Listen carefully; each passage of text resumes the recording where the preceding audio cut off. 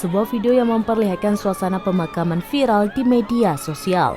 Pasalnya, liang lahat mendadak keluar air hingga membuat peti jenazah terangkat. Diketahui video tersebut dibagikan oleh akun TikTok Joyce690.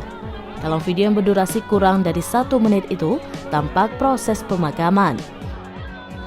Terlihat 3 orang masuk ke liang lahat sebelum memasukkan peti. Namun tiba-tiba mereka naik ke atas peti karena keluar air dari liang lahat. Debit air yang keluar cukup deras hingga membuat peti terangkat. Keluarga dan warga yang ikut mengantarkan jenazah berteriak dan menangis. Alhasil beberapa warga masuk ke liang lahat dan berdiri di atas peti agar peti tak terangkat. Unggahan tersebut pun menuai beragam komentar dari warganet. Hingga berita ini dimuat, informasi terkait lokasi belum diketahui.